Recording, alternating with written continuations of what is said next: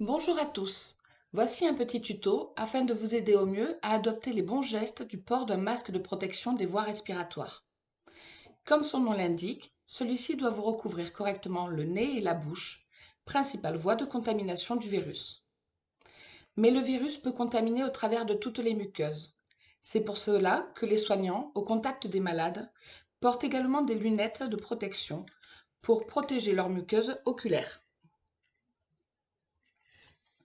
Je vous rassure, de par les clignements des paupières, le risque reste très faible si vous n'êtes pas directement exposé aux projections salivaires des malades, c'est-à-dire les postillons. Alors, tout d'abord, un rappel rapide des deux principaux types de masques de protection. Le masque dit chirurgical, le plus répandu, permet d'éviter de contaminer les autres si vous êtes malade. Le masque FFP2, dit canard, de par sa forme, lui, vous protège efficacement d'être vous-même contaminé par les projections des autres. Ceci s'explique par le type de mailles qui sont bien plus serrées dans ce deuxième type de masque par rapport au chirurgical. En effet, il faut imaginer les projections d'un vaporisateur. Plus l'on se situe proche du vaporisateur, plus les gouttelettes sont grosses.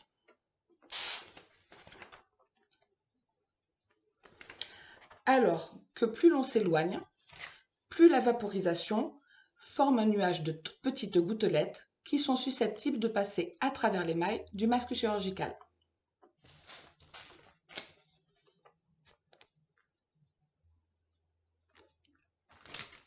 Donc, si vous êtes malade, le masque étant très proche de votre bouche, toutes les gouttelettes seront stoppées par le masque chirurgical et resteront bloquées à l'intérieur du masque, alors qu'à l'inverse, si vous voulez vous protéger au mieux des projections contaminantes, il faut créer une barrière suffisamment étanche avec un masque FFP2. Mais je vous préviens, on est plus rapidement essoufflé dans ce type de masque. Si vous ne disposez pas de masque FFP2, dites-vous qu'il vaut mieux un masque chirurgical plutôt que rien. Une grande partie des projections seront stoppées malgré tout, rendant la charge virale plus faible. Il en est de même pour les masques dits alternatifs ou artisanaux, de fabrication maison, ou de tout type de protection d'appoint, tels les foulards ou écharpes. Petite précision, si vous en avez la possibilité, préférez des foulards en soie qui ont une maille plus fine. Enfin, la durée de vie diffère d'un masque à un autre sous l'effet de l'humidité de votre respiration. Le chirurgical a une durée de vie en moyenne de 3 heures, contre environ 8 heures pour le FFP2, à condition bien sûr qu'il soit correctement utilisé. C'est pour ça que maintenant je vais vous montrer comment l'utiliser. Alors, retenez surtout qu'un masque n'est pas une protection absolue contre le virus, mais une protection supplémentaire aux gestes barrières. Il est donc impératif de bien se laver les mains avant toute utilisation d'un masque, sinon vous risquez de contaminer votre propre masque et de le rendre absolument inutile en le rendant vecteur de la maladie. Alors, comment installer son masque? Pour les masques colorés, mettre la partie colorée à l'extérieur. Attrapez votre masque par les extrémités, au niveau des élastiques, et accrochez-le derrière vos oreilles. Recouvrez-vous ensuite l'ensemble de vos voies aériennes, c'est-à-dire la bouche et le nez, en dépliant de haut en bas votre masque si celui-ci est constitué de plis. Les masques sont équipés d'une petite tige métallique afin de l'adapter au relief de votre visage. Donc placez la tige métallique vers le haut et appuyez pour que ça épouse la forme de votre nez et ainsi ne pas laisser de trou. Voilà, votre masque est correctement installé. Mais pour qu'il soit complètement efficace, en théorie, il doit rester en place tout le long de son utilisation.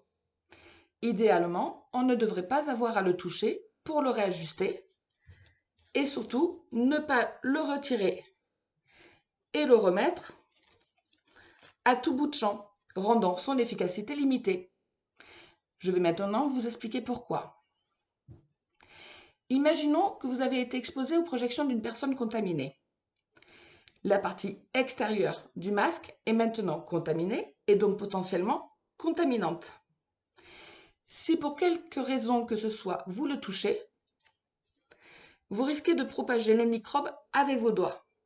Et sachant que l'on se touche en moyenne 20 à 40 fois le visage par heure, vous risquez d'apporter le virus à vos yeux et donc vous contaminer par les yeux par exemple. Il faut donc impérativement vous laver immédiatement les mains si vous vous apercevez avoir touché malencontreusement votre masque lors de son utilisation. De même, sur le même principe, il ne faut jamais réajuster votre masque par le haut sur toute la zone du visage. Car en touchant la zone contaminée du masque, vous risquez de déposer du microbe près de votre nez ou votre bouche. Alors, si vous devez absolument retirer momentanément votre masque, manipulez-le par les extrémités au niveau des élastiques, mais jamais par l'ensemble de la partie tissu. Afin de bien le repositionner, je vous conseille de le retirer complètement, délicatement, et de le repositionner ainsi.